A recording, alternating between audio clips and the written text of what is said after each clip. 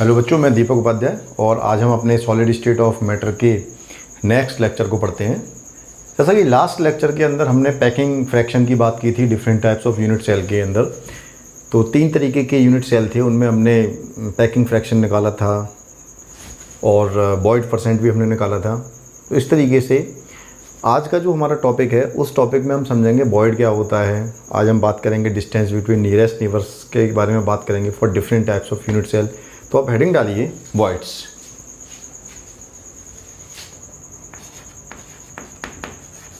बॉयड्स देखिए, किसी भी टाइप के क्यूबिक यूनिट सेल के अंदर जब आइडेंटिकल स्फेरिकल पार्टिकल्स उस क्यूबिक यूनिट सेल के वॉल्यूम को या उसके स्पेस को ऑक्यूपाई करते हैं, फिर भी उस पर्टिकुलर क्यूबिक यूनिट सेल के अंदर कुछ ना कुछ वॉल्यूम या स्पेस बचा हुआ रह जाता है जिसको ऑक्यूपाई नहीं किया जा सकता है। तो वो जो स्पेस और वो जो वॉल्यूम है, जो एम्प्टी स्पेस और वॉल्यूम है, हम कह सकते हैं एम्प्टी स्पेस, वॉल्यूम की बात नहीं करेंगे। एम्प्टी स्पेस जो है उस पर्टिकुलर क्यूबिक यूनिट सेल के अंदर, उसको हम क्या कह देते हैं? वॉइड्स कह देते हैं। यानी कि आइडेंटिकल स्फेरिकल पार्टिकल के द्वारा किसी क्यूबिक यूनिट सेल के स्पेस को ऑक्यूपाई करने के बाद भी कुछ स्पेस एम्प्टी रह जाता है उस पर्टिकुलर क्यूबिक यूनिट सेल के अंदर। उस एम्प्टी स्पेस को हम क्या कह देते हैं? वॉइड्स कह देते हैं। लिखें, इसमें नोट डाउन कर लें। The empty space in any type of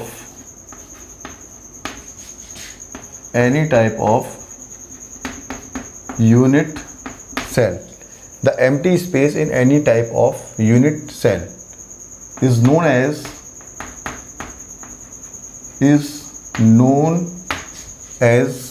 voids। उसको हम क्या कह देते हैं?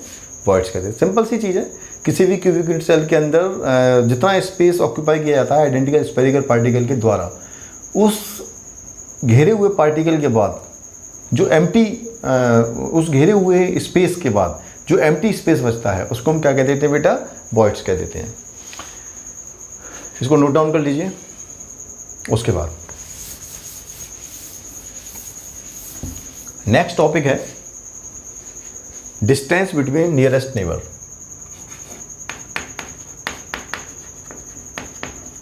Distance between nearest neighbour.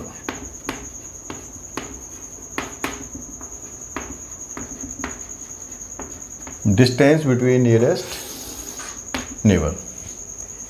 Nearest neighbour का मतलब क्या होता है? जैसे अगर मेरे पास में कोई एक स्टूडेंट खड़ा हुआ है तो वो नियरेस्ट नेबर हो गया, सबसे पास का एक बॉडी हो गई, सबसे पास में खड़ा हुआ एक बॉय हो गया।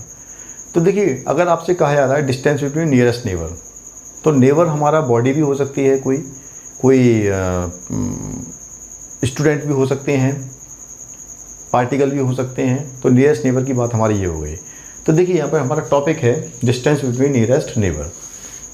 जैसे मैं यहाँ पर बात करूँगा अलग अलग प्रकार की जो हमारी क्यूबिक यूनिट सेल हैं उनकी बात करूँगा, और फिर मैं देखूँगा कि जैसे सिंपल क्यूबिक यूनिट सेल है तो सिंपल क्यूबिक यूनिट सेल में 2 पार्टिकल के बीच में डिस्टेंस क्या होगी। फिर मैं देखूँगा body centre cubic unit cell के अंदर 2 पार्टिकल के बीच की डिस्टेंस क्या होगी। फिर मैं देखूँगा face centred cubic unit cell, उसमें 2 पार्टिकल्स के बीच की डिस्टेंस क्या होगी। नियरेस्ट नेबर, इन तीनों टाइप के क्यूबिक यूनिट सेल में जो पास में पार्टिकल्स होंगे, जो सबसे पास में पार्टिकल्स होंगे, उनके बीच की डिस्टेंस हमारी क्या होगी, उनको क्या कह देते हैं? Nearest neighbour. यानी कि 2 ऐसे पार्टिकल किसी भी पर्टिकुलर क्यूबिक यूनिट सेल के अंदर, 2 ऐसे पार्टिकल जिनके बीच में डिस्टेंस कम होगी, उनको क्या कह देते हैं? नियरेस्ट नेबर कह देते हैं। ठीक है, जैसे मैं आपको एक एक करके बताना स्टार्ट करता हूँ। Number 1, for simple unit cell या क्यूबिक यूनिट सेल, इसको हम SCC भी कह देते हैं। SCC, simple cubic unit cell. देखिए, सिंपल क्यूबिक यूनिट सेल के लिए एक आपने रिलेशन निकाला था। जब आपने सिंपल क्यूबिक यूनिट सेल को पढ़ा था तो आपने edge length and radius of spherical particle के बीच में रिलेशन निकाला था। किसके लिए? सिंपल क्यूबिक यूनिट सेल के लिए। वो रिलेशन हमारा क्या था? A is equal to 2r, ये रिलेशन हमारा था। कैसे था ये रिलेशन, देखिए समझिए। जैसे सिंपल क्यूबिक यूनिट सेल था हमारा,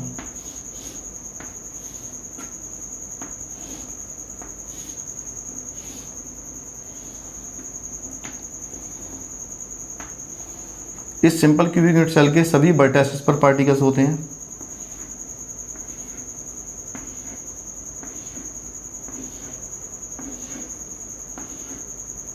सभी वर्टिसेस पर पार्टिकल होते हैं और सिंपल क्यूबिक यूनिट सेल के अंदर ये 4 पार्टिकल नीचे के 4 पार्टिकल को क्या कर रहे होते हैं, टच कर रहे होते हैं। और ये जो 4 पार्टिकल होते हैं ये आपस में भी एक दूसरे को टच कर रहे होते हैं। नीचे के 4 पार्टिकल भी आपस में एक दूसरे को क्या कर रहे होते हैं, टच कर रहे होते हैं। ये मैं पहले ही आपको समझा चुका हूँ।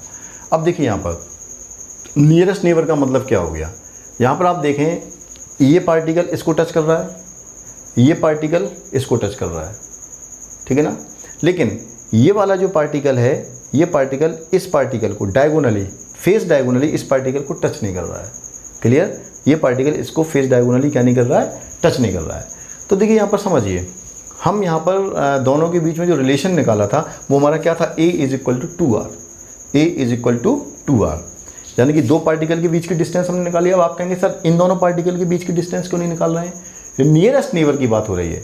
ऐसे 2 पार्टिकल जिनके बीच की डिस्टेंस क्या है, कम है। अगर इन दोनों पार्टिकल के बीच की डिस्टेंस को अगर आप देखेंगे और इन दोनों पार्टिकल के बीच की डिस्टेंस को आप देखेंगे तो बेटा आप देखेंगे ये दोनों जो पार्टिकल हैं जो एक ही एज पर हैं, किसी क्यूबिक सेल के किसी एक एज पर प्रेजेंट हैं, उनके बीच की डिस्टेंस क्या होगी, कम होगी एज़ कम्पेयर टू ये जो पार्टिकल जो कि डायगोनली हैं, फेस डायगोनली एक दूसरे के सामने रखे हुए हैं, इनके बीच में जो डिस्टेंस होगी वो क्या होगी, ज़्यादा होगी। तो हमें क्या निकालनी है बेटा, डिस्टेंस बिटवीन नियरेस्ट नेबर, ठीक है ना। तो ये हमारा क्या आ गया, ए equal to 2r।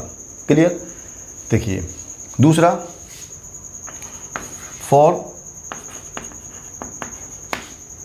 Body centred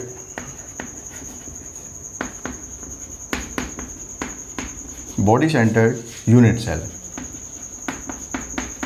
body centred unit cell या हम क्या कह सकते हैं, body centred cubic unit cell, जिसको हम कह देते हैं BCC। CC कब आएगा, body centred cubic unit cell की जब हमारी बात आएगी। तो body centred cubic unit cell में हमारा क्या होगा, body centred cubic unit cell में किसी भी क्यूबिक यूनिट सेल के वर्टिसेस पे तो पार्टिकल होते ही हैं और उस क्यूबिक यूनिट सेल के बॉडी सेंटर में भी एक पार्टिकल होता है, ठीक है ना। ये हमारा इस तरीके से होता है। अब यहाँ पर जरा ध्यान समझिए आप लोग, देखिए इस body centred cubic unit cell के अंदर आप देखेंगे तो नीचे की लेयर के 4 पार्टिकल जो हैं वो एक दूसरे को टच नहीं कर रहे हैं।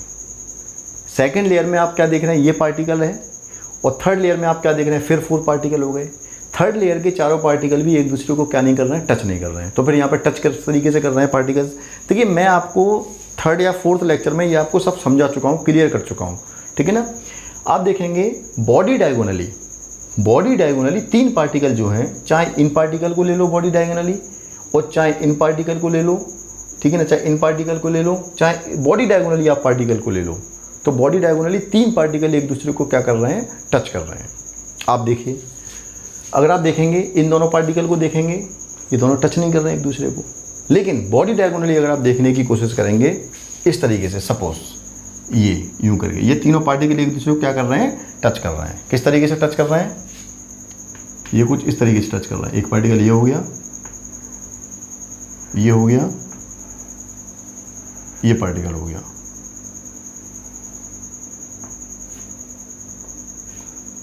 ये इनके सेंटर हो गए पार्टिकल्स के, बॉडी डायगोनल, ये बीच का पार्टिकल हो गया हमारा यहाँ से इस तरीके से। अब देखिए बॉडी डायगोनली इन पार्टिकल्स को देखेंगे। अब हम यहाँ पर क्या करें, डिस्टेंस बिटवीन नियरेस्ट नेबर, तो 2 पार्टिकल के बीच की हम बात कर रहे हैं। तो देखिए इन दोनों पार्टिकल को देखेंगे, इन दोनों पार्टिकल के बीच की डिस्टेंस क्या होगी, सबसे कम होगी। अगर आप इन दोनों पार्टिकल को देखेंगे, इन दोनों पार्टिकल के बीच की डिस्टेंस भी ज़्यादा होगी as compare to these particles. इन दोनों पार्टिकल, क्योंकि ये दोनों पार्टिकल तो एक दूसरे को टच ही कर रहे हैं।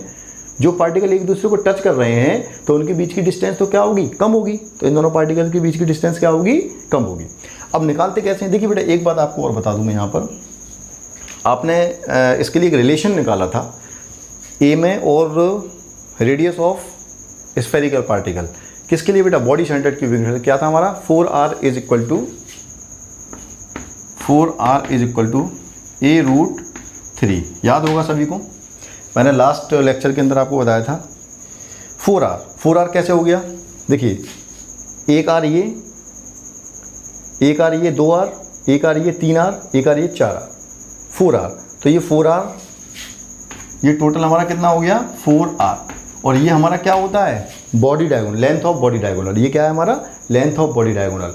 और लेंथ ऑफ बॉडी डायगोनल को हम किससे रिप्रेजेंट करते हैं a√3 से। और लेंथ ऑफ बॉडी डायगोनल जो कि a√3 है वो किसके बराबर है 4R के बराबर है यहाँ से। क्लियर, अब समझिए। लेकिन वो क्या कह रहा है, वो कह रहा है डिस्टेंस बिटवीन नियरेस्ट नेबर। तो हम किसके लिए डिस्टेंस बिटवीन नियरेस्ट नेबर निकाल रहे हैं बेटा, body centred cubic unit cell. तो दो पार्टिकल के बीच जो सबसे पास में रखे हुए पार्टिकल हैं उनके बीच में हम क्या निकाल रहे हैं, डिस्टेंस निकाल रहे हैं। तो हम क्या देखेंगे, जो बॉडी डायगोनल की लेंथ है अगर हम उसका क्या कर दें हाफ कर दें तो हमारा क्या निकल के आ जाएगा, distance between nearest neighbour for body centred unit cell. तो हम इनका हाफ कर दें बस। तो देखो बेटा ध्यान देंगे तो हमारा क्या निकल के आ जाएगा, यहाँ पर निकल के आ जाएगा 2R is equal to a√3/T हमारा निकल के आ गया। ये रिलेशन हमारा निकल के आ गया बेटा। क्लियर, यहाँ तक समझ में आ गया होगा। ऊपर वाले को हम रफ कर देते हैं, ये हमारा निकल के आ गया। ठीक है, तो यहाँ पर आप क्या देख रहे हैं बेटा, ये आ गया distance between nearest neighbour for body centre cubic unit cell. ये चीज़ हमारे यहाँ से निकल के आ रही है। ठीक है ना, दो पार्टिकल के बीच की जो डिस्टेंस है वो हमारा क्या आ गया a√3/2, या इसको क्या कह सकते हैं 2R। क्लियर, नेक्स्ट इसको आप लोग नोट डाउन कर लीजिए। नेक्स्ट देखते हैं, for face centred cubic unit cell, यानी कि पूरी हेडिंग हमारी क्या है, distance between nearest neighbour for face centred cubic unit cell. Third, for face centred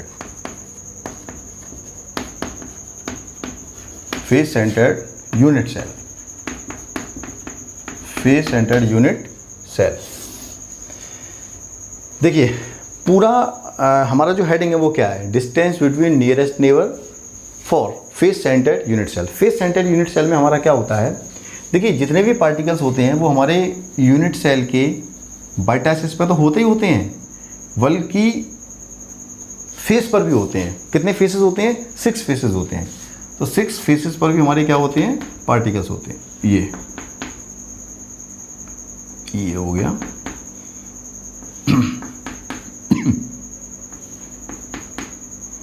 और ये यहाँ पर 6 फेसेस पर भी हमारे क्या होते हैं, पार्टिकल्स होते हैं। ये हमारा यहाँ से इस तरीके से अरेंजमेंट होता है बेटा। देखिए किस तरीके से, जैसे ये पार्टिकल्स यूं करके हैं, ये पार्टिकल्स ये आमने सामने, ये पार्टिकल्स इस तरीके से, ये आमने सामने, यूं करके पार्टिकल्स होते हैं। देखिए ये आमने सामने के पार्टिकल ये हो गए, ये आमने सामने के फेस के पार्टिकल हो गए, और ये आमने सामने के फेस के पार्टिकल हो गए। इस तरीके से हमारे पार्टिकल्स होते हैं। अब जरा ध्यान समझिए बेटा, देखिए फेस सेंटर्ड यूनिट सेल के लिए जो सबसे पास में पार्टिकल्स हैं उनके बीच की डिस्टेंस हमें निकालनी है। फेस सेंटर्ड में हमारा क्या होता है, ऊपर के जो 4 पार्टिकल होते हैं, ऊपर का जो फेस है, ऊपर के सरफेस है, ऊपर का जो इस क्यूबिक यूनिट सेल का जो फेस है या सरफेस है, उस पर जो 4 पार्टिकल होते हैं उनके बीच में एक पार्टिकल रखा होता है। क्लियर, तो ये चारों पार्टिकल जो हैं वो एक दूसरे को टच नहीं कर पाते हैं, लेकिन ये चारों पार्टिकल एक जो हमारा पार्टिकल है उसको जरूर टच कर रहे होते हैं। क्लियर, ये हमारी यहाँ से बात आ गई, समझ में आ रही होगी बात। तो अब आप यहाँ पर एक देखिए, किसी भी फेस को ले लीजिए आप, 6 फेसेस हैं, 6 फेसेस में आप किसी भी फेस को ले लीजिए, तो आप क्या देखेंगे, इन दोनों पार्टिकल के बीच की अगर आप डिस्टेंस देखेंगे, ये किस तरीके से अरेंजमेंट होगा, ये इस तरीके से अरेंजमेंट होगा। ये पार्टिकल यूं करके रखा हुआ है बीच में, इस तरीके से ये पार्टिकल रखा हुआ है, एक पार्टिकल ये रखा हुआ है, एक पार्टिकल हमारा ये रखा हुआ है, एक पार्टिकल हमारा ये रखा हुआ है, एक पार्टिकल हमारा यहाँ पर ये रखा हुआ है। क्लियर, कुछ इस तरीके का अरेंजमेंट है हमारा।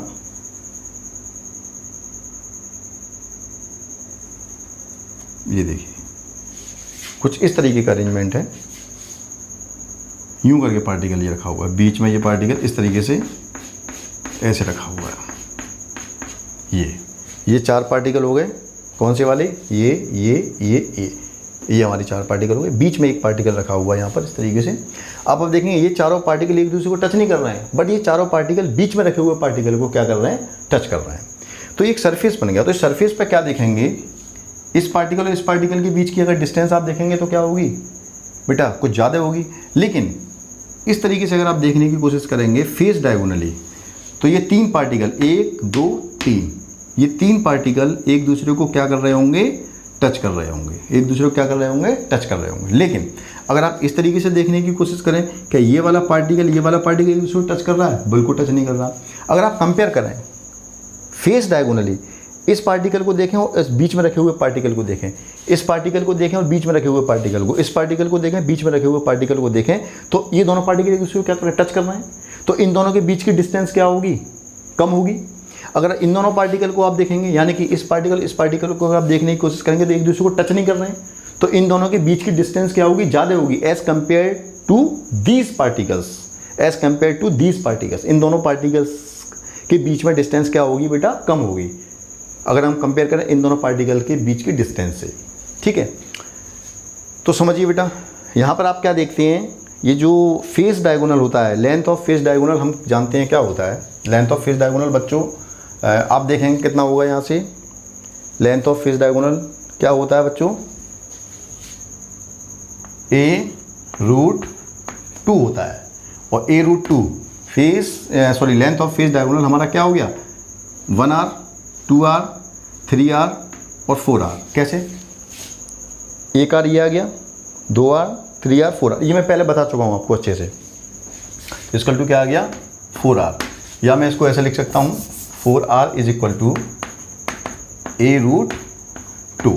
ठीक है ना, यानी कि ये क्या होता है, length of face diagonal a√2, और लेंथ ऑफ फेस डायगोनल किसके बराबर होगा, यानी कि sum of 4 radii of spherical particles. लेकिन हमको क्या निकालना है, हमको निकालना है डिस्टेंस बिटवीन नियरेस्ट नेबर, यानी कि हमें तो सिर्फ 2 पार्टिकल के बीच की डिस्टेंस निकालनी है, 2 पार्टिकल के बीच की डिस्टेंस निकालनी है। यहाँ पर आप क्या दिख रहे हैं, 1 पार्टिकल, 2 पार्टिकल, 3 पार्टिकल, हमें इन 2 पार्टिकल के बीच की बात करनी है। 2 पार्टिकल के बीच की डिस्टेंस हमारी कैसे निकलेगी बच्चों, 1 पार्टिकल सपोज ये हो गया और 1 पार्टिकल सपोज हमारा क्या हो गया, ये हो गया। इन दोनों पार्टिकल के बीच की डिस्टेंस का मतलब क्या हो गया, distance between centres of 2 particles. ठीक है ना, यानी कि ये 2 पार्टिकल हैं, इन दोनों पार्टिकल के सेंटर के बीच की जो डिस्टेंस होगी वही क्या होगी, दोनों पार्टिकल के बीच की डिस्टेंस होगी। क्लियर, तो आप देखेंगे 1 और 1 रेडियस कितनी हो गई, 2r हो गया, कितना हो गया 2r। तो इनका हम क्या कर दें, हाफ कर दें। ठीक है ना, यानी कि लेंथ ऑफ फेस डायगोनल का हम क्या कर दें, हाफ कर दें। तो हमारा क्या हो जाएगा बच्चों, यहाँ हो जाएगा 2r is equal to a/√2 ये हमारा यहाँ पर निकल के आ जाएगा। क्लियर, तो आप इस तरीके से देख सकते हैं, ये आ गया हमारा सेकंड। बॉडी डायगोनल की बात हो गई, फेस डायगोनल की बात हो गई, और सिंपल क्यूबिक यूनिट सेल की बात हो गई। यानी कि सिंपल क्यूबिक यूनिट सेल में जो 2 पार्टिकल्स होते हैं उनके बीच की डिस्टेंस, और body centred cubic unit cell में नियरेस्ट नेबर पार्टिकल होते हैं उनके बीच की distance, and face centred cubic unit cell में नियरेस्ट नेबर पार्टिकल्स जो होते हैं, नियरेस्ट नेबर पार्टिकल्स होते हैं उनके बीच की डिस्टेंस की हमने यहाँ पर क्या कर ली, बात कर ली। ठीक, देखिए अब जो हमारा नेक्स्ट टॉपिक है वो है coordination number of any unit cell.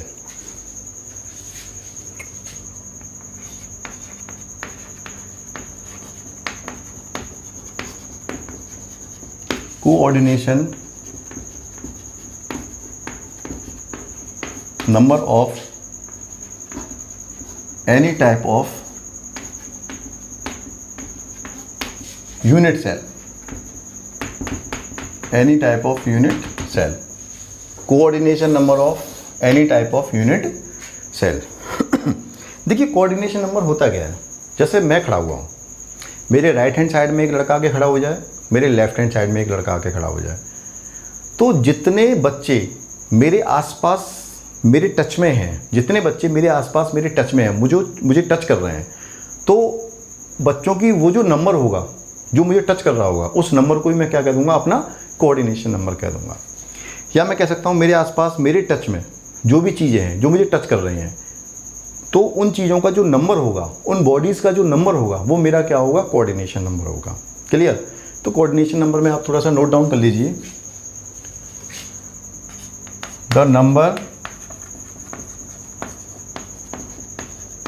Number of particles,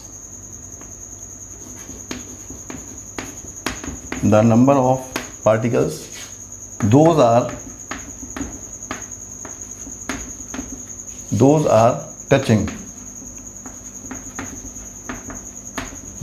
touching any particle,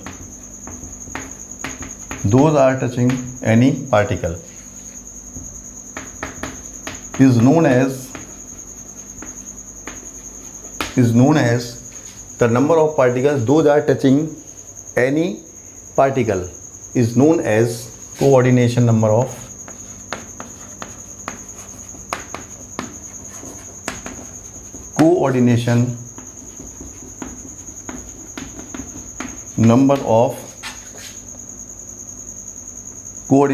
of that particle, any particle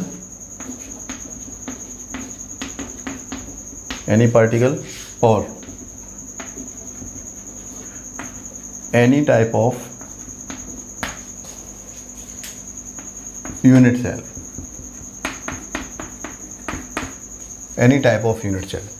यानी कि पार्टिकल्स के जो नंबर होते हैं, जो किसी पार्टिकल को टच कर रहे होते हैं, तो पार्टिकल्स के उस नंबर को ही उस पार्टिकल का कोऑर्डिनेशन नंबर कह देते हैं, या पार्टिकल्स के उस नंबर को ही उस पर्टिकुलर क्यूबिक यूनिट सेल का कोऑर्डिनेशन नंबर कह देते हैं। यानी कि उस पार्टिकल का भी वो कोऑर्डिनेशन नंबर कहलाएगा और उस पर्टिकुलर क्यूबिक यूनिट सेल का भी वो कोऑर्डिनेशन नंबर कहलाएगा। ठीक है ना? अब हम लोग यहाँ पर क्या करेंगे, इसको आप पहले नोट डाउन कर लीजिए। उसके बाद बारी बारी से सिंपल क्यूबिक यूनिट सेल के लिए कोऑर्डिनेशन नंबर निकालेंगे। उसके बाद बच्चों हम body centred cubic unit cell के लिए कोऑर्डिनेशन नंबर निकालेंगे। Face centred cubic unit cell के लिए भी हम कोऑर्डिनेशन नंबर निकालेंगे। तो कोऑर्डिनेशन नंबर का मतलब क्या हो गया, यानी कि जितने नंबर ऑफ पार्टिकल्स किसी एक पर्टिकुलर पार्टिकल को किसी भी टाइप के यूनिट सेल में टच कर रहे होते हैं, तो उन पार्टिकल्स के नंबर को ही उस पर्टिकुलर पार्टिकल का या उस पर्टिकुलर क्यूबिक यूनिट सेल का कोऑर्डिनेशन नंबर कह दिया जाता है। अब एक एक करके हम कोऑर्डिनेशन नंबर निकालने की कोशिश करते हैं। इसको नोट डाउन कर लीजिए। पहला,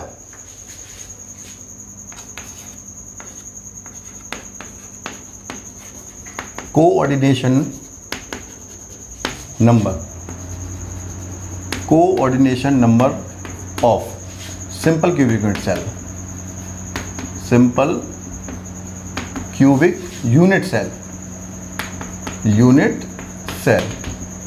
coordination number of simple cubic unit cell. ठीक है, देखिए बेटा, समझिए, ये coordination number of simple cubic unit cell हम आपको बता चुके हैं कोऑर्डिनेशन नंबर क्या होता है। उसके बाद हम देखते हैं यहाँ से सिंपल क्यूबिक यूनिट सेल की हम बात करते हैं। तो देखिए, सिंपल क्यूबिक यूनिट सेल हमारा कैसे तरीके से होता है। ये सिंपल क्यूबिक यूनिट सेल हो गया।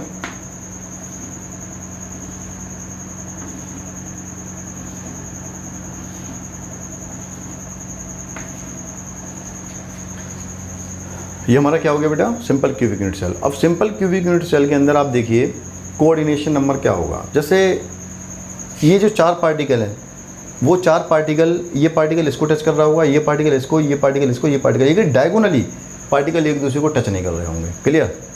ऊपर के चारों पार्टिकल नीचे रखे हुए चारों पार्टिकल को टच कर रहे होंगे, लेकिन किस तरीके से, ये पार्टिकल इसको टच करेगा, ये इसको टच करेगा, ये इसको टच करेगा, ये इसको टच करेगा, डायगोनली पार्टिकल एक दूसरे को टच नहीं कर रहे होंगे। क्लियर? यहाँ पर ये वाली बात हो गई। देखिए, क्रिस्टल लैटिस या लैटिस क्रिस्टल दोनों कह सकते हैं। क्रिस्टल लैटिस होता क्या है, देखिए, जब किसी क्रिस्टलाइन सॉलिड में से जो पार्टिकल्स का अरेंजमेंट होता है, पार्टिकल्स का जो रेगुलर अरेंजमेंट होता है, उस रेगुलर अरेंजमेंट में से हम पार्टिकल को हटा लें और उन पार्टिकल की जगह अगर हम कुछ डॉट्स को मान लें, तो हमारा क्या बनेगा, रेगुलर अरेंजमेंट ऑफ डॉट्स। तो उस रेगुलर अरेंजमेंट ऑफ डॉट्स को हम क्या कह देते हैं, लैटिस क्रिस्टल कह देते हैं, या क्रिस्टल लैटिस कह देते हैं। क्लियर? लैटिस क्रिस्टल या क्रिस्टल लैटिस कह देते हैं। अब समझिए बेटा, यहाँ से जो सबसे छोटी यूनिट होती है किसी भी लैटिस क्रिस्टल की या किसी भी क्रिस्टलाइन सॉलिड की, जो सबसे छोटी यूनिट होती है, मैं आपको बता चुका हूँ, उसको हम क्या कह देते हैं बेटा, क्यूबिक यूनिट सेल कह देते हैं, यूनिट सेल कह देते हैं, ठीक है ना। यूनिट सेल क्या होती है, the smallest unit of any lattice crystal और crystalline solid non as unit cell, non as unit cell और क्यूबिक यूनिट सेल। जो यूनिट सेल होती है वो किस फॉर्म में होती है, किसी क्यूब के फॉर्म में होती है, इसलिए हम उसको क्या कह देते हैं, क्यूबिक यूनिट सेल भी कह सकते हैं, या आपकी मर्जी है तो आप सिंपली उसको यूनिट सेल कह दीजिए, ठीक है ना। अब जैसे ये हमारी क्या हुई, एक यूनिट सेल हो गई, ठीक है ना। तो देखिए अगर मैं इस तरीके की कई सारी यूनिट सेल को यहाँ पर लगाता चला जाऊँ तो हमें क्या मिल जाएगा, एक लैटिस क्रिस्टल मिल जाएगा, या हम कह सकते हैं क्या, क्रिस्टलाइन सॉलिड मिल जाएगा। क्रिस्टलाइन सॉलिड हम कब कहेंगे, जब वहाँ पर क्या है, रियलिटी में पार्टिकल्स रखे होंगे, कंस्टिट्यूएंट पार्टिकल्स रखे होंगे। और वो लैटिस क्रिस्टल कब होगा, जब वहाँ पर पार्टिकल्स की जगह क्या है, डॉट्स लगे होंगे, तो हम उसको, तो हमें क्या मिल जाएगा, लैटिस क्रिस्टल मिल जाएगा। और अगर पार्टिकल्स रियलिटी में रखे होंगे तो क्या मिल जाएगा, क्रिस्टलाइन सॉलिड हमको मिल जाएगा। तो समझिए मैं एक यूनिट सेल है और इस यूनिट सेल की साइज़ के और भी यूनिट सेल लगाता चला जाऊँ, इसके बराबर में भी लगा दूँ, इसके आगे भी लगा दूँ, इसके पीछे भी लगा दूँ, इसके ऊपर भी लगा दूँ, इसके बराबर में भी लगा, इसके नीचे भी लगा दूँ, तो मुझे क्या बन जाएगा, एक बेटा एक क्रिस्टलाइन सॉलिड बन जाएगा या एक लैटिस क्रिस्टल बन जाएगा, ठीक है ना। अब समझिए जैसे ये पार्टिकल जो है वो कितने पार्टिकल को टच कर रहा है, मैंने क्या बताया था, कोऑर्डिनेशन नंबर मैंने क्या बताया था, एक पार्टिकल को जितने नंबर ऑफ पार्टिकल टच कर रहे होते हैं उस नंबर ऑफ पार्टिकल को ही उस पर्टिकुलर पार्टिकल का कोऑर्डिनेशन नंबर कह देते हैं। तो जैसे देखिए ये पार्टिकल अपने क्यूबिक यूनिट सेल में इस पार्टिकल को भी टच कर रहा है, ये पार्टिकल इसको टच कर रहा है, ये पार्टिकल इसको भी टच कर रहा है, ये पार्टिकल अपने बराबर में रखे हुए क्यूबिक यूनिट सेल के इस पार्टिकल को भी टच कर रहा है, ठीक है। ये पार्टिकल अपने क्यूबिक यूनिट सेल के आगे रखे हुए क्यूबिक यूनिट सेल के पार्टिकल को भी क्या कर रहा है, टच कर रहा है। ये पार्टिकल इस अपने क्यूबिक यूनिट सेल के ऊपर रखे हुए क्यूबिक यूनिट सेल के पार्टिकल को भी क्या कर रहा है, टच कर रहा है। तो आप बताइए इस पार्टिकल को कितने पार्टिकल टच कर रहे हैं टोटल मिला के, 1 2 3 4 5 6 पार्टिकल इसको क्या कर रहे हैं, टच कर रहे हैं। तो आप देखेंगे here the number of particles are 6, those are touching this particular particle, so the coordination number of this unit cell is 6 और the coordination number of this particle is 6। तो यहाँ पर कोऑर्डिनेशन नंबर हमारा क्या हो जाएगा, कोऑर्डिनेशन नंबर, कोऑर्डिनेशन नंबर यहाँ पर बच्चों क्या हो गया, 6 हो गया। और किसके लिए, सिंपल क्यूबिक यूनिट सेल के लिए हो गया, याद रखेंगे आप। सिंपल क्यूबिक यूनिट सेल के बाद हमारा फिर आता है बच्चों body centred cubic unit cell. तो body centred cubic unit cell को देखते हैं, पहले आप इसको नोट डाउन करिए जल्दी से। Coordination number of body centred cubic unit cell,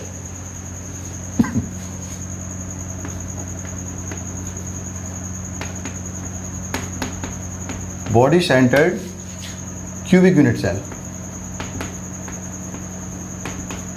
cubic unit cell, coordination number of body centred cubic unit cell. देखिए body centred cubic unit cell आप जैसा कि जानते हैं, body centred cubic unit cell के अंदर किसी क्यूबिक यूनिट सेल के वर्टेक्स पर भी पार्टिकल्स होते हैं और उस क्यूबिक यूनिट सेल के बॉडी में भी एक पार्टिकल होता है, उसको हम क्या कह देते हैं, body centred cubic unit cell. तो देखिए इसके सेंटर में भी एक पार्टिकल हो गया, पार्टिकल सब आइडेंटिकल होंगे, मेरे हाथों से पार्टिकल छोटे बड़े बन जाए तो उसमें कोई प्रॉब्लम नहीं है, एक पार्टिकल इसके बॉडी में होगा। अब जरा ध्यान समझिए बेटा, देखिए body centred cubic unit cell के अंदर फर्स्ट लेयर के जो 4 पार्टिकल हैं उनके ऊपर दूसरी लेयर का एक पार्टिकल रखा होगा और वो पार्टिकल इस तरीके से रखा होगा कि फर्स्ट लेयर के चारों पार्टिकल को एक दूसरे को टच नहीं करने देगा, ठीक है ना।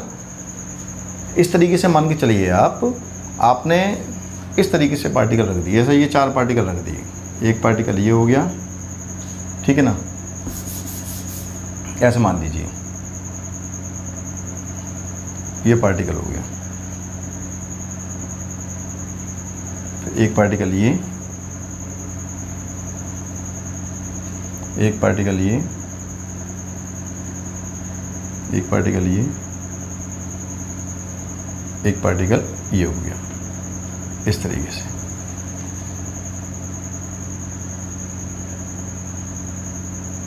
ये जो पार्टिकल है ये वाला पार्टिकल हो गया। ये पार्टिकल इस तरीके से रखा है कि ये चारों पार्टिकल को अलग अलग कर देगा, ठीक है ना। यानी कि 1 2 3 4 ये चारों पार्टिकल एक दूसरे को टच नहीं कर पाएंगे। यानी कि ये पार्टिकल इसको टच नहीं कर रहा है, ये पार्टिकल देखिए इसको टच नहीं कर रहा है, ये पार्टिकल इसको टच नहीं कर रहा है, ये पार्टिकल इसको टच नहीं कर रहा है, लेकिन ये जो पार्टिकल रखा हुआ है ये चारों पार्टिकल को टच कर रहा है। अब यहाँ पर ज़रा ध्यान समझिए, कोऑर्डिनेशन नंबर हम किस तरीके से यहाँ पर निकलता है। अब आप एक चीज़ और देखिए, हमने उसके बाद क्या किया, 4 पार्टिकल और रख दिए इसके ऊपर, ये वाले 4 पार्टिकल। हम 4 पार्टिकल और रखेंगे तो हमारा क्या होगा, वो 4 पार्टिकल भी बिल्कुल किस तरीके से होंगे, जो पहली लेयर के 4 पार्टिकल हैं, ठीक है ना। तो आप क्या देखेंगे बेटा, ये बीच में रखा हुआ पार्टिकल जो है वो नीचे के चारों नीचे का जो हमारा क्या है बेटा, नीचे की जो फर्स्ट लेयर है वो फर्स्ट लेयर में चारों पार्टिकल को टच कर रहा है, और जो थर्ड लेयर है थर्ड लेयर के चारों पार्टिकल को भी क्या कर रहा है, टच कर रहा है। तो टोटल मिला के ये जो बीच में रखा हुआ पार्टिकल है, बॉडी के सेंटर में जो पार्टिकल रखा हुआ है, वो टोटल मिला के कितने पार्टिकल को टच कर रहा है, 8 पार्टिकल को टच कर रहा है। नीचे की लेयर के 4 पार्टिकल को टच कर रहा है, थर्ड लेयर के 4 पार्टिकल को टच कर रहा है, तो टोटल मिला के 8 पार्टिकल को टच कर रहा है। तो इसका मतलब क्या है, 8 पार्टिकल एक पार्टिकल को टच कर रहे हैं, तो उस नंबर को ही हम क्या कह देंगे, कोऑर्डिनेशन नंबर कह देंगे, ठीक है। तो यहाँ पर आप लिख लीजिए कोऑर्डिनेशन नंबर,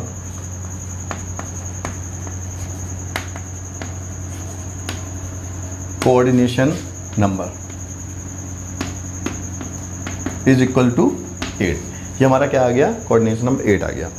अब मेरी बात को समझिए, यानी कि अगर आपसे कोई ये कहता है कि सिंपल क्यूबिक यूनिट सेल का कोऑर्डिनेशन नंबर क्या होता है, तो आप क्या कह देंगे बेटा, 6।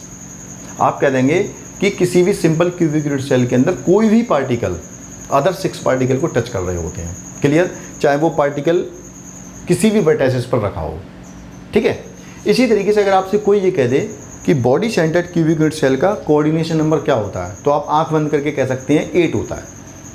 यानी कि 8 होता है, इसका मतलब क्या हुआ यानी कि किसी भी body centred cubic unit cell का कोई भी पार्टिकल अदर 8 पार्टिकल को टच कर रहा होता है, चाहे वो पार्टिकल बॉडी सेंटर में रखा हो, चाहे वो पार्टिकल किसी भी वर्टेक्स पर रखा हो। तो अभी हमने ये तो बात यहाँ पर पता कर ली कि ये पार्टिकल हमारा बॉडी सेंटर में रखा हुआ, तो किस तरीके से टच कर रहा है 8 पार्टिकल को। लेकिन अगर हमसे कोई ये पूछ ले कि चलिए किसी भी body centred cubic unit cell के किसी एक वर्टेक्स पे कोई पार्टिकल रखा हुआ है, तो आप बताइए कि वो पार्टिकल किस तरीके से 8 पार्टिकल को टच कर रहा होगा। तो उसके लिए हमें यहाँ पर एक डायग्राम बनाना पड़ेगा। देखते हैं बेटा, हमने क्या किया, एक क्यूबिक यूनिट सेल बनाया, ध्यान से काम करना है। सॉलिड स्टेट की एक खासियत है, इसके अंदर थोड़े डायग्राम्स ज़्यादा आते हैं, बाद बाकी के चैप्टर्स जो हैं वो थोड़ा जल्दी खिंच जाएंगे। ये चैप्टर थोड़ा 3 डायमेंशनल होता है, इसमें डायग्राम ज़्यादा बनाने पड़ते हैं, तो थोड़ा टाइम ज़्यादा बर्बाद होता है। लेकिन बाद बाकी के चैप्टर्स ईजी हैं। इसी साल इस चैप्टर को आपके सिलेबस में ऐड किया गया है। इसके बराबर में एक यूनिट सेल और बनाते हैं। क्या रीज़न रहा था इसको निकालने का, कुछ समझ में नहीं आया, और क्या रीज़न रहा इसको फिर दोबारा से ऐड करने का, ये भी बात समझ में नहीं आई।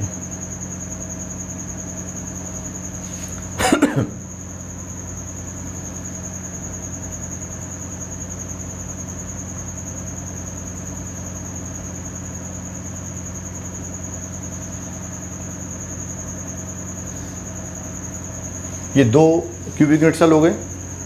उसके बाद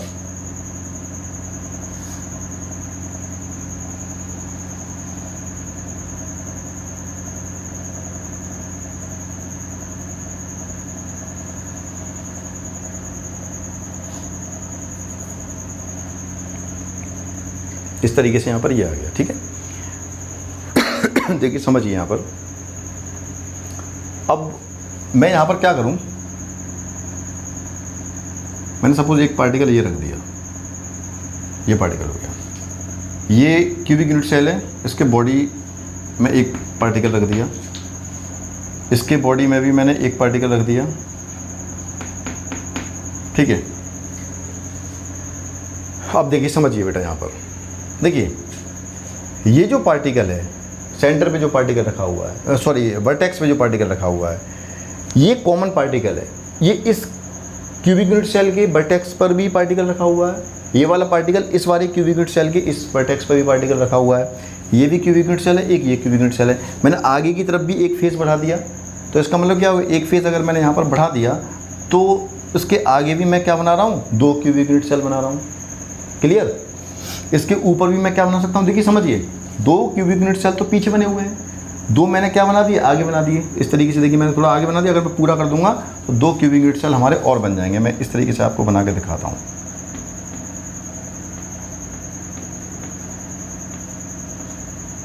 ये देखिए,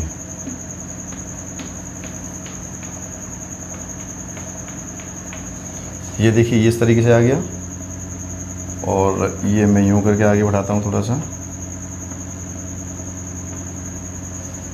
ठीक। ये थोड़ा डायग्राम हाथ से बनाते हैं तो थोड़ा सा वैसा बन सकता है, कोई प्रॉब्लम नहीं है, आप लोग समझ जाइए। ये हो गया, इसको भी थोड़ा सा आगे मिला देते हैं यूँ करके, और ये ऐसे कर लीजिए, थोड़ा सा छोटा कर लीजिए।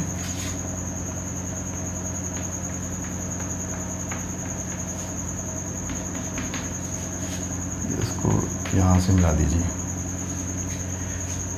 आपको साफ साफ दिख रहा होगा यहाँ पर, ठीक है ना। कितने क्यूब दिख रहे हैं, 4। आप ध्यान से देखिए, 4 क्यूब आपको दिखाई दे रहे हैं, ठीक है ना। मैं थोड़ा यहाँ पर इस तरीके से लाइन कर दे रहा हूँ, तो इससे ये इसका क्या हो जाएगा, सेपरेशन हो जाएगा, ये सेपरेट हो गया, ठीक है ना। ये देखिए सेपरेट हो गया, ये क्यूब इस तरीके से, ये सेपरेट हो गए। पीछे के 2 क्यूब ये हो गए, आगे के 2 ये क्यूब हो गए। ऊपर भी मैं क्या है, इस आगे वाले क्यूब के ऊपर भी एक क्यूब रख सकता हूँ, इसके बराबर वाले क्यूब के ऊपर भी एक क्यूब रख सकता हूँ, उसके पीछे वाले क्यूब के ऊपर भी एक क्यूब रख सकता हूँ, उसके बराबर वाले क्यूब के ऊपर भी एक क्यूब रख सकता हूँ। क्लियर। अब यहाँ पर आप जरा ध्यान समझिए बेटा, वर्टेक्स, यहाँ पर एक पार्टिकल रखा हुआ है, यहाँ एक पार्टिकल रखा हुआ है, यहाँ पर एक पार्टिकल रखा हुआ है, ये पार्टिकल रखा हुआ है। क्लियर। ये पार्टिकल रखा हुआ है, ये पार्टिकल है, यहाँ भी एक पार्टिकल है, ये भी एक पार्टिकल है, ये भी एक पार्टिकल है, ये भी एक पार्टिकल है। क्लियर। और यहाँ भी एक पार्टिकल है, यहाँ भी एक पार्टिकल है। क्लियर। इस तरीके से पार्टिकल रखे हुए हैं। अब ज़रा ध्यान से समझिए आप लोग, ठीक है ना। ये जो पार्टिकल रखा हुआ है यहाँ पर, ये पार्टिकल क्या इस पार्टिकल को टच कर रहा है, बिल्कुल नहीं, ठीक है ना। देखिए किस तरीके से, आप समझने की कोशिश करिए।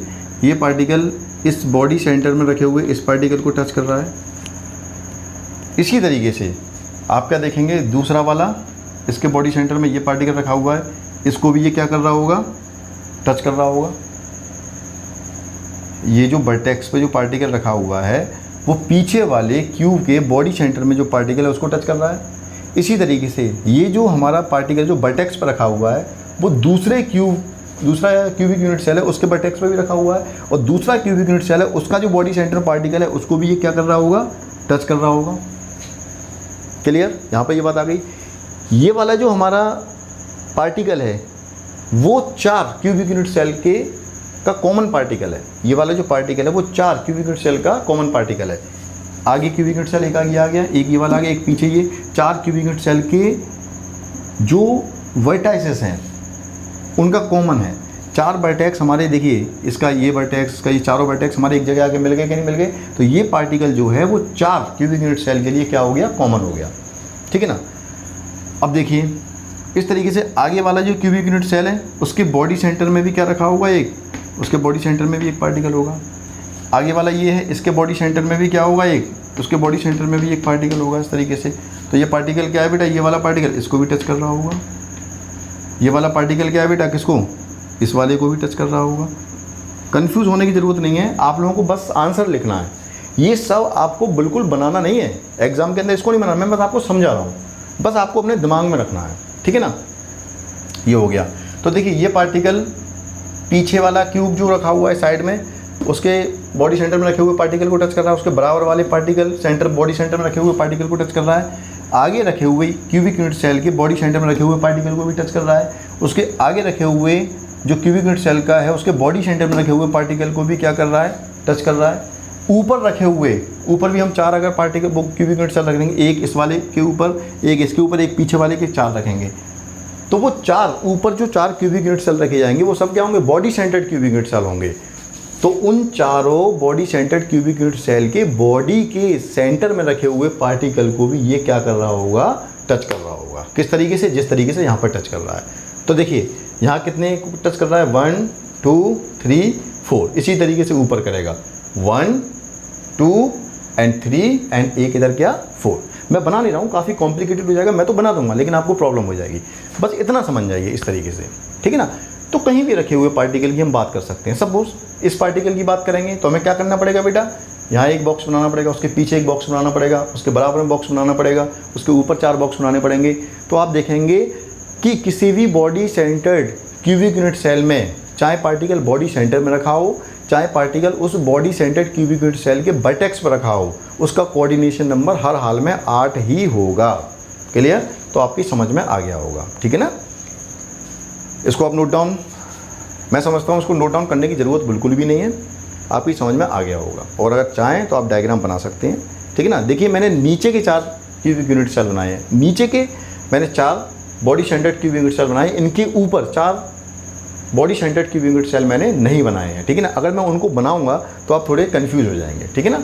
जिस तरीके से ये जो कॉमन पार्टिकल है जो चारों body centred cubic unit cell के लिए कॉमन है, वो चारों body centred cubic unit cell के बॉडी में रखे हुए पार्टिकल को टच कर रहा है, उसी तरीके से ये कॉमन पार्टिकल ऊपर रखे हुए 4 body centred cubic unit cell के बॉडी में रखे हुए 4 पार्टिकल को भी क्या कर रहा होगा, टच कर रहा होगा। तो टोटल मिला के ये कितने पार्टिकल को टच करेगा, 8 पार्टिकल को टच करेगा। तो इसका कोऑर्डिनेशन नंबर कितना हो गया, 8 हो गया। क्लियर? तो body centred cubic unit cell में कोई भी पार्टिकल, चाहे वो बॉडी में रखा हो, चाहे वो उस body centred cubic unit cell के वर्टेक्स पर रखा हो, ठीक है, हर हाल में 8 अदर पार्टिकल को टच कर रहा होगा, ठीक है। तो यहाँ पर ये हमारा आ गया, ठीक है बच्चों। चलिए उसके बाद अगला टॉपिक है coordination number of face centred cubic unit cell. Third है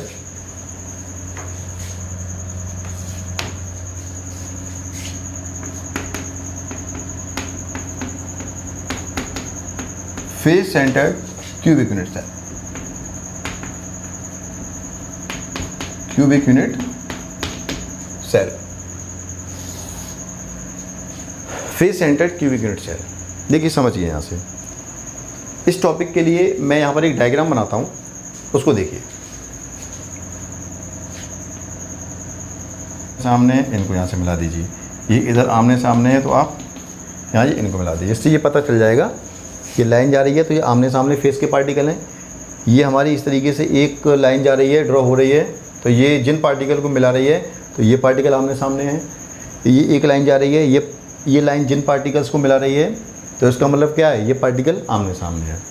तो ये हमारे क्या हो गया, face centred cubic unit cell हो गया। इस डायग्राम को बनाइए। इस डायग्राम को बनाने के बाद एक बात को आप समझिए। देखिए मैंने आपको distance between nearest neighbour for face centred cubic unit cell बताया था। Distance between nearest neighbour DNN, distance between nearest neighbour को DNN से भी रिप्रेजेंट कर सकते हैं। तो ये मैंने क्या आपको बताया था, डिस्टेंस बिटवीन नियरेस्ट नेबर। देखिए यहाँ पर ये पार्टिकल इसको टच कर रहा है, ये पार्टिकल इसको टच कर रहा है, तो ये फेस डायगोनल हो गया। तो लेंथ ऑफ फेस डायगोनल हमारा क्या होता है, length of face diagonal A√2, A√2 और इज इक्वल टू यहाँ पर क्या आ गया 4R, 4R के बराबर है, मैं आपको पहले बता चुका हूँ। लेकिन हम क्या कह रहे हैं, डिस्टेंस बिटवीन 2 पार्टिकल्स, 2 पार्टिकल के बीच की डिस्टेंस। तो 4R का आधा कर देंगे तो 2 पार्टिकल के बीच की डिस्टेंस निकल के आ जाएगी। तो यहाँ पर DNN हमारा क्या हो जाएगा 2R और A√2/2। क्लियर? हम इसको ऐसे भी लिख सकते हैं DNN 2R और यहाँ पर क्या आ गया A√2 और इंटू √2 से रूट कैंसिल हो गया, तो यहाँ पर क्या आ गया, यहाँ आ गया बेटा A/√2। फिर लिख दे रहा हूँ यहाँ पर DNN 2R is equal to A√2। ये बात हमने किसके लिए की थी बेटा, ये किसी भी face centred cubic unit cell में 2 नियरेस्ट पार्टिकल के बीच की डिस्टेंस होती है, 2 नियरेस्ट पार्टिकल के बीच की डिस्टेंस होती है। और 2 नियरेस्ट पार्टिकल जो होते हैं वो हमारे क्या होते हैं, ये वाले पार्टिकल होते हैं। क्या होते हैं, ये पार्टिकल होते हैं। अब ज़रा ध्यान से समझिए, यहाँ पर आप लिख लीजिए थोड़ा सा, DNN, DNN ये हमारा हो जाएगा 2R is equal to A√2। इसको हम नोट डाउन कर लीजिए, याद रहेगा हमें। अब देखिए ज़रा,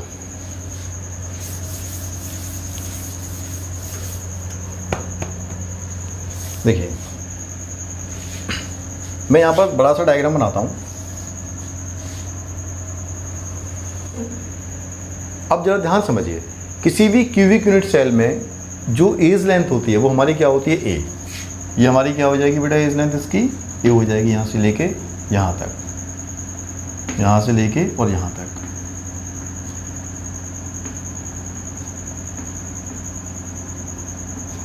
यहाँ से लेके यहाँ तक एज लेंथ हमारी क्या हो गई, A हो गई बच्चों।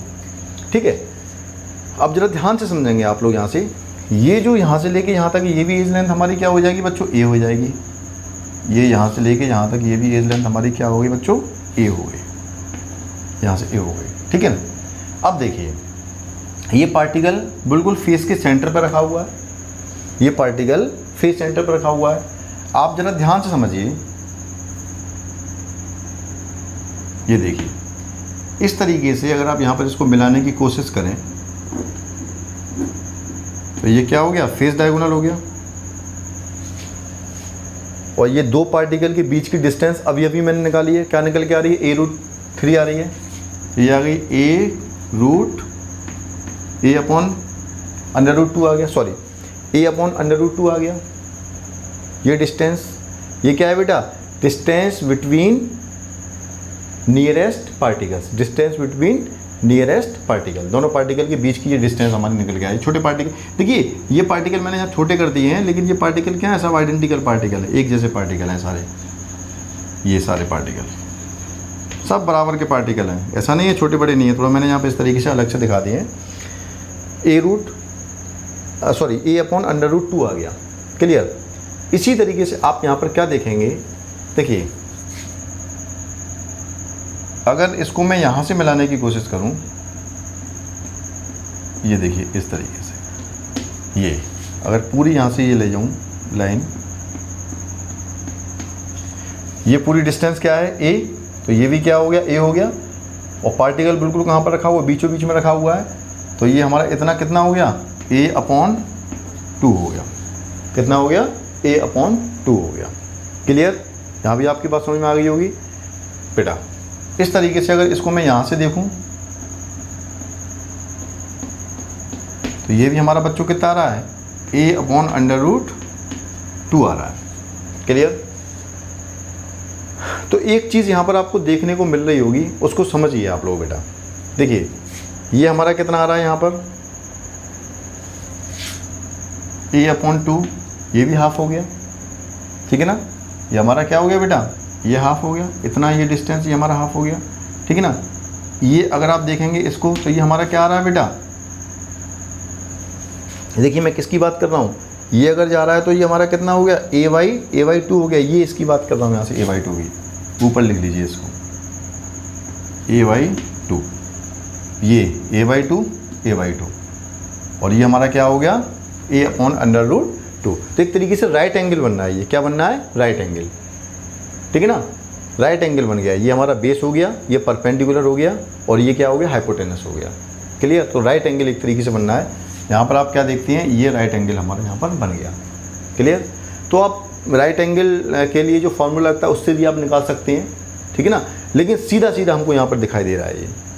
अब यहाँ पर आप देखने की कोशिश करिए बेटा, इस पार्टिकल को देखिए आप, इस पार्टिकल को देखिए, नियरेस्ट नेबर इस पार्टिकल के कितने हैं उनको देखिए आप, देखने की कोशिश करिए। नियरेस्ट नेबर हमारे, देखिए ये पार्टिकल, इसका नियरेस्ट नेबर एक तो हमारा क्या हो गया बेटा, ये हो गया, एक नियरेस्ट नेबर ये हो गया, एक नियरेस्ट नेबर ये हो गया, एक नियरेस्ट नेबर क्या हो गया, ये हो गया। क्या हो गई, A/2 हो गई, क्योंकि ये लाइन हमारी क्या कर रही है बेटा, इस लाइन को बिल्कुल बीचों बीच में इंटरसेक्ट कर रही है, ठीक है ना। तो A का हाफ हो गया, A/2 हो गया, क्लियर। ये भी हमारा क्या हो गया, इतना ये हाफ A/2 हो गया। ये पूरा हमारा कितना हो रहा है, A इस एज लेंथ के बराबर है, उसका हाफ हो जाएगा राइट एंगल ट्राइंगल से अगर हम निकालेंगे, इसको बेस मान लीजिए, इसको क्या मान लीजिए आप, परपेंडिकुलर मान लीजिए, और ये क्या हो गया, हाइपोटेनस हो गया, ठीक है ना। तो बेटा आप क्या देखेंगे, ये हमारा क्या आ जाएगा, a√2, और a√2 मैंने एक फॉर्मूला भी आपको बताया, उस तरीके से भी आ रहा है, सॉरी a/√2 आ रहा है, ठीक है ना। और वो एक फॉर्मूला मैंने आपको बताया था क्या, distance between nearest neighbour, distance between two particles. अब जरा ध्यान समझिए बेटा, अगर मैं यहाँ से एक लाइन ड्रॉ करूँ नीचे की तरफ इस तरीके से, तो ये पूरी यहाँ से लेके यहाँ तक, ये यहाँ से लेके यहाँ तक क्या है, पूरा a है, तो ये यहाँ से लेके यहाँ तक भी क्या हो जाएगा, a, और ये पार्टिकल कहाँ पर रखा हुआ है, बिल्कुल बीचों बीच में रखा हुआ है। तो इसका मतलब क्या है, ये जो डिस्टेंस है वो हमारी क्या हो गई, a/2 हो गई, क्लियर, a/2 हो गई। ये हमारी डिस्टेंस कितनी हो गई, a/2, और यहाँ से अगर इसको मिला दिया जाए तो आप कैसे निकालेंगे बेटा, समझ रहे होंगे आप। इसको आप मान लीजिए क्या बेटा, बेस, इसको मान लीजिए क्या, परपेंडिकुलर, इसको क्या मान लीजिए, हाइपोटेनस। तो ये भी क्या हो जाएगा, a/√2, a/√2 इस तरीके से यहाँ से आ जाएगा, ठीक है ना। इसी तरीके से और आप सभी के लिए बात कर सकते हैं, इसके लिए भी आप ऐसी बात कर सकते हैं, ठीक है ना। देखिए ये कितना हो गया, a/√2, a/√2, a/√2, ठीक है ना। इधर सामने की तरफ जो पार्टिकल रखा होगा उसको भी करेगा, कितना हो जाएगा, a/√2, क्लियर। तो देखिए किस तरीके से, जैसे पीछे रखा हुआ पार्टिकल a/√2, इधर रखा हुआ पार्टिकल a/√2, आगे साइड में रखा हुआ पार्टिकल a/√2, ठीक है ना। ये सभी डिस्टेंस क्या होंगी, a/√2 होंगे। और किस तरीके से निकाल सकते हैं, राइट एंगल ट्रायंगल हम यहाँ पर बनाते चले जाएंगे, बिल्कुल इस तरीके से। जब ये हमारी जो दो पार्टिकल के बीच की डिस्टेंस हमारी क्या आ रही है, a/√2, तो ये भी दो पार्टिकल के बीच की डिस्टेंस हमारी क्या आ जाएगी, a/√2। कैसे, ऊपर हम मिला देंगे तो यहाँ पर क्या बन जाएगा, राइट एंगल ट्रायंगल बन जाएगा। समझ में आ गई होगी बात, बस आप इतना समझ लीजिए यहाँ पर, ठीक है ना। देखिए दोनों पार्टिकल के बीच की डिस्टेंस a/√2, दोनों पार्टिकल के बीच की डिस्टेंस ये भी a/√2, दोनों पार्टिकल के बीच की डिस्टेंस ये भी बिल्कुल इसके सिमिलर हो जाएगी, a/√2, दोनों पार्टिकल के बीच की डिस्टेंस ये भी a/√2, ठीक है ना। तो आप यहाँ पर क्या देख रहे हैं, ये वाला जो पार्टिकल है उसके नियरेस्ट नेबर पार्टिकल्स कितने हैं। देखिए बेटा यहाँ पर ध्यान समझिए, इसको भी टच कर रहा है ये, इधर इसको भी, ये भी इसका नियरेस्ट नेबर पार्टिकल है, ये भी इसका नियरेस्ट नेबर पार्टिकल है, ये भी इसका नियरेस्ट नेबर पार्टिकल है, ये भी इसका नियरेस्ट नेबर पार्टिकल है, ये और ये भी इसके क्या हो गए, नियरेस्ट नेबर पार्टिकल हो गए। अब जरा ध्यान समझिए, अभी आपको इस वाले पार्टिकल के कितने नियरेस्ट नेबर पार्टिकल्स दिखाई दे रहे हैं, 1 2 3 4 5 6 7 8। अब सुनिए, ऊपर भी अगर हम एक किसको रख देंगे बेटा, क्यूबिक यूनिट सेल रख देंगे, और face centred cubic unit cell को रख देंगे, तो जिस तरीके से ये नीचे के फेसेस पर जो नियरेस्ट नेबर पार्टिकल हैं, तो ऊपर के फेसेस पर भी इसके 4 नियरेस्ट नेबर पार्टिकल्स हो जाएंगे, 4 फेसेस पर। एक ऊपर वाला जो face centred cubic unit cell होगा, एक इस वाले फेस पर, एक इस वाले फेस पर, एक इस वाले फेस पर, एक इस वाले फेस पर। तो इसके टोटल मिला के नियरेस्ट नेबर पार्टिकल्स कितने हो जाएंगे बेटा, 12। क्लियर। मैं एक बार फिर आपको बताना चाहूँगा, समझिए बेटा। देखिए थोड़ा कॉम्प्लिकेटेड आपको लग रहा होगा डायग्राम, लेकिन परेशान होने की ज़रूरत नहीं है। ये डिस्टेंस हमारी क्या है, a है, क्लियर। ये हमारा कितना हो गया, a हो गया। इसका हाफ करेंगे तो कितना हो जाएगा, a/2 हो जाएगा, क्लियर। ये पूरी जो डिस्टेंस होती है वो क्या होता है, फेस डायगोनल होता है। फेस डायगोनल का हाफ करेंगे क्या हो जाएगा, a/√2 हो जाएगा, क्लियर। ये हमारा a/2, ये हमारा क्या हो गया, a/√2, और इसको आप देखेंगे तो ये हमारा क्या हो जाएगा, ये जो यहाँ से लेके यहाँ तक जो डिस्टेंस होगी वो यही तो होगी बेटा, एज लेंथ के बराबर। तो ये भी क्या हो जाएगा, a/2 हो जाएगा, क्लियर। तो इस तरीके से हमारा क्या बनना है बेटा, यहाँ पर एक राइट एंगल ट्रायंगल बनना है। तो इस राइट एंगल ट्रायंगल में आप देखेंगे बेटा, जिस तरीके से ये डिस्टेंस हमारी क्या है, a/√2 है, ये भी हमारी a/√2 होगी, ये भी हमारी a/√2 होगी। इस तरीके से हम निकाल सकते हैं, ठीक है ना। और अब आप देखिए इस तरीके से देखिए, यहाँ देखिए आप नीचे वाला पार्टिकल, यहाँ से अगर नीचे की तरफ आएंगे तो ये जो पार्टिकल है, ये डिस्टेंस हमारी क्या हो जाएगी, a/√2 हो जाएगी, क्लियर। ये हमारी कितनी है, a/2 है, ठीक है। और ये भी हमारा कितना हो जाएगा बेटा, a/√2 हो जाएगा। क्लियर। इसी तरीके से ये भी a/√2 हो जाएगा, ये भी a/√2 हो जाएगा, और ये भी a/√2 हो जाएगा। तो ये जो पार्टिकल है, आप नॉर्मली भी अगर आपको इस तरीके से प्रॉब्लम है, नॉर्मली भी आप देख सकते हैं यहाँ से। लेकिन ये इससे क्या हुआ, ये a/√2 a/√2 इससे क्या मतलब हुआ। देखिए यहाँ पर आप देखते हैं a/√2, तो ये भी a/√2 है, ये भी a/√2 है, ये भी a/√2 है, ये भी a/√2 है। क्लियर। और इधर भी a/√2 आ जाएगा। तो इसका मतलब क्या है, ये डिस्टेंस सारी क्या आ रही हैं, इक्वल आ रही हैं। अगर इक्वल आ रही हैं तो क्या हो गया बेटा, बराबर की डिस्टेंस आ रही है दोनों के बीच में, तो नियरेस्ट नेबर हो गए। ये क्या हो गए, पास में रखे हुए पार्टिकल्स हो गए। ऊपर भी इसी तरीके से ये कंडीशन होगी। तो टोटल मिला के नियरेस्ट पार्टिकल्स हमारे क्या हो गए, नियरेस्ट नेबर पार्टिकल्स हमारे कितने हो गए बेटा, 12 हो गए। ठीक। देखिए किस तरीके से, 1 2 3 4 5 6 7 8, और देखिए ऊपर 9 10 11 और 12। क्लियर। नॉर्मली आप समझ सकते हैं, ठीक है ना। तो कोऑर्डिनेशन नंबर क्या आ गया,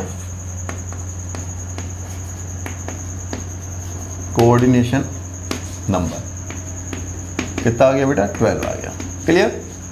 तो इस तरीके से हमने अपनी बात को ख़त्म कर दिया।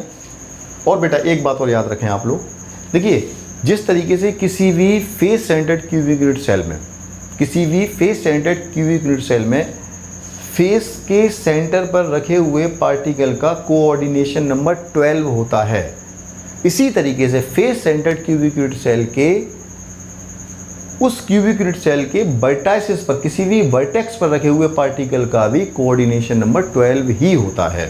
ठीक है ना। तो हम इस टॉपिक को नेक्स्ट लेक्चर में बताते हैं। तो आज के लिए इतना ही, नेक्स्ट लेक्चर में फिर मिलते हैं, तब तक के लिए गुड बाय।